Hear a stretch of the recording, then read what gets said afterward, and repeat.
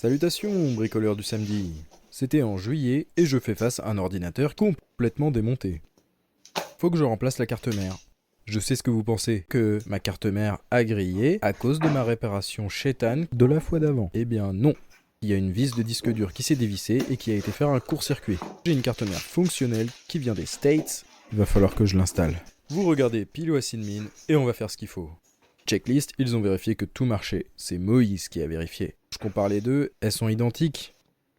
Mais là, ça sent l'entourloupe. La prise pour la nappe du clavier est complètement tordue. J'ai pas envie de renvoyer ce truc aux États-Unis. Moïse, t'as coché la case input-output. J'espère que t'es pas un fils d'input. Mon dissipateur thermique pourra s'installer sur la nouvelle carte. Les puces sont au même endroit que sur l'ancienne. J'espère que ça va fonctionner. Parce que la gueule du machin, c'est pas engageant du tout. Mais bon, quand je mets la nappe du clavier, engage la nappe, un loquet, deux loquets, ça a l'air quand même de tenir. Si le contact se fait, ça va marcher. Double check. C'est parti, rebranchons le touchpad. Poche un gâteau. Ça, je me souviens plus ce que c'est. Ah oui, la blanche c'était le touchpad et la petite orange c'était le rétroéclairage du clavier, je pense.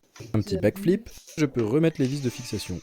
Revisser la carte Wi-Fi, rebrancher le haut-parleur et le mettre là où il faut. La pile CMOS permet à la carte mère de garder l'heure quand il n'y a plus du tout de jus dans l'électricité Très belle affaire. Très belle affaire. De l'ordinateur. Reclippe les barrettes de RAM.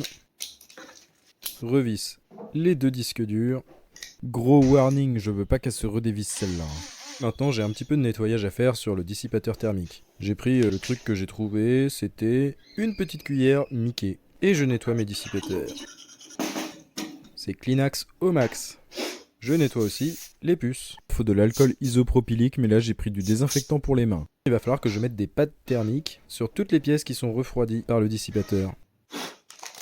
Heureusement, il y a bien longtemps, j'ai appris à couper droit avec des ciseaux, et j'ai pas oublié. Bon, quoique là j'ai coupé trop gros. Ça dégage. Donc vas-y, c'est parti pour coller des petits pâtes thermiques. Allez hop. Les puces plates et larges noires sont les puces de mémoire vidéo de la carte graphique, qui est juste à côté. Les blocs gris servent à l'alimentation en électricité de la puce. On les retrouve également pour les processeurs. Le processeur est installé à proximité de la mémoire vive pour pouvoir communiquer avec elle rapidement. Tout comme d'ailleurs le processeur vidéo est à proximité des puces de mémoire vidéo. Bon bah c'est bon, les pâtes thermiques sont bien installées, je n'en ai oublié aucun. Ah quoique si, il y en a un petit ici, et un autre petit ici là, et un autre ici là. Allez, c'est parti pour la pâte thermique. C'est la technique du petit pois. On met un petit pois de pâte thermique au milieu. Normalement, je suis prêt. Ouais, on sent quand même un goût d'aspartame. Je fais bien gaffe au câble de branchement de l'écran qui passe au travers du dissipateur thermique. J'aligne et je vais pouvoir prendre mes vis. Mince, elle est tombée. Mince, elle est tombée. Ah, mince, elle est tombée. Mince, elle est retombée. Ah, elle est retombée. Ah, c'est bon. Mince, elle est tombée elle aussi. Avant de les serrer, une par une, en n'en oubliant aucune. Et ensuite, je peux rebrancher les ventilateurs. Câble d'écran passé et rebranché lui aussi. Rebrancher la batterie et la réinstaller. Bon bah écoutez, tout est rebranché, ça va être l'instant de vérité. Bon, et ben j'y vais. Mais pour pouvoir utiliser mon chargeur, il faut déjà que je défasse le bricolage que j'ai fait la dernière fois. J'avais carrément soudé un fil sur la partie extérieure du connecteur. Donc c'est parti pour faire fondre l'étain et le gratter avec Mickey. Je branche. Et là, nom de Dieu, la loupiote de chargement ne s'allume pas. Oh là là là là là là, j'espère la carte mère elle marche, je l'attends depuis tellement longtemps. Et puis c'est à cause de cet ordi en panne que vous avez eu si peu de vidéos, ou alors des vidéos avec une qualité de merde que j'ai dû monter sur mon téléphone. Donc j'ai vraiment besoin que l'ordi remarche. Et il ne s'allume pas, oh non. Ah mais putain, j'étais en train de flipper, mais en fait j'ai même pas branché la prise. J'espère que ça va ranger. Allez, là, je prie. Alors. Ah, la lumière s'allume. Ok. Allez, je prie pour que cet ordi démarre. Allez. Oh là là là là, je suis excité. Est-ce que l'ordi va marcher? Est-ce que l'ordi va marcher? Oh putain, le clavier reste allumé déjà. Et le ventilateur il tourne.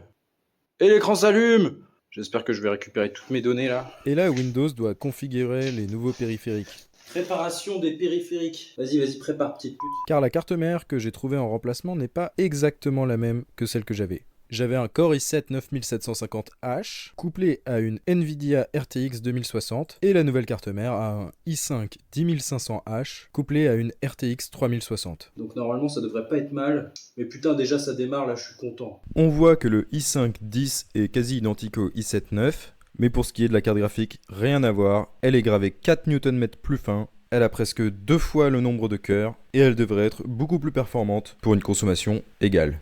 C'est plutôt cool. Il apprend à connaître son nouveau matériel. Vas-y. Ok, ça s'allume. Ok, il y a Windows. Ok, la touche espace ça marche. Et je peux taper mon mot de passe. Ok, j'ai réussi à me connecter. Et tout de suite, je veux vérifier que le connecteur de clavier ne fout pas le bazar. Le clavier tactile fonctionne. Yes, bonne nouvelle. Pourquoi j'ai pas la Wi-Fi? Connecte-toi à la Wi-Fi, salope. Pour vous connecter, vous pouvez appuyer sur le bouton du brouteur. On est connecté à la Wi-Fi. Je vais taper Keyboard Tester. Échappe, F1, F2, F3. La touche FN elle marche. Ouais, toutes les touches du clavier elles marchent. Est-ce que j'ai mes données? Eh ouais, j'ai toutes mes vidéos. Et j'ai tout mon disque dur. On va juste faire un petit test. Je fais Windows R, DXDI AG. Je vais regarder s'ils m'ont pas filouté. Intel Core i5 10500. Affichage 1, Intel Graphics. Affichage 2, une GeForce RTX 3060. Donc vas-y, c'est bon, tout est là. Tout fonctionne, c'est tip top. Putain, je suis trop content là, l'ordi il est sauvé. Jusqu'au bout, j'y ai pas cru. Et en fait, il fallait que j'y croie. Ah, Dieu, comme je suis heureux, je vais pouvoir recommencer à faire du montage. Et je vais pouvoir recommencer à jouer à Red Dead Redemption 2. Arrête-toi, je te remets le capot et on n'en parle plus. Il est plein de vices cet ordinateur, trop de navigation privée. Et demain. Oh bordel, il y a un disque que j'avais pas serré. Il démarre même sur le batterie, hein. Et maintenant, je vais le faire souffrir, le machin. En fait, là, l'idée, c'est de vérifier que ma pâte thermique, elle fonctionne bien et que le PC surchauffe pas. Donc, je démarre un logiciel qui s'appelle OCCT, truc pour ceux qui font de l'overclock. Donc, l'overclock, c'est augmenter la fréquence du processeur. Et quand on augmente la fréquence, ça se met à chauffer. C'est un logiciel qui va faire stresser ton processeur et ta carte graphique à balle et qui va te permettre de contrôler les fréquences, les températures, tout ça. Donc là, on va faire un test CPU, LeanPack, Memory, 3D et VRAM. On le met en mode extrême, steady. Le reste, on met en tout en mode automatique. Et je lance le test. Ce qui m'étonne, c'est que là, j'ai pas les infos de mon GPU. Bon, et j'avoue, le test a fait planter l'ordi. Il a des spasmes, le machin, là. Je le redémarre parce que j'ai peut-être des soucis, là. Au final, j'ai fait un test seulement CPU et GPU. On voit le processeur qui est à 100% sur tous les cœurs, la carte graphique qui est à 100% également, sa température est stable à 88 degrés, et processeur c'est idem. On peut voir qu'à cette température, la fréquence du processeur est descendue aux alentours des 2000 MHz. Pour ce qui est de la carte graphique, j'ai l'impression que c'est la charge GPU qui est modulée pour ne pas dépasser une certaine température. Le bousin chauffe, et moi aussi, je surchauffe en interprétant les données. Ici, on voit les deux ventilateurs qui tournent à leur vitesse maximale. La température est toujours stable. Mais la fréquence processeur a un tout petit peu descendu. Allez, on va stopper le test. Et là, les températures chutent instantanément. La fréquence processeur retrouve les 4200 MHz d'origine et les ventilateurs réduisent leur vitesse car il y a moins de chaleur à évacuer. Si je redémarre le test, on voit que ça va très vite à remonter autour des 95 degrés.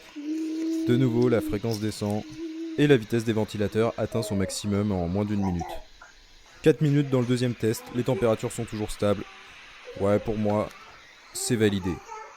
Je vais tester l'ordi avec ce que je fais en ce moment, c'est-à-dire jouer à Red Dead Redemption 2 en 1080p. Attention au fil. Je pousse les graphismes au maximum, je suis en full ultra partout. Et maintenant, on va jouer. Bon, là, il fait nuit, on voit que dalle. Et ça tourne magnifiquement bien. Je surveille ma température de carte graphique. Notre CPU qui est à 95 degrés.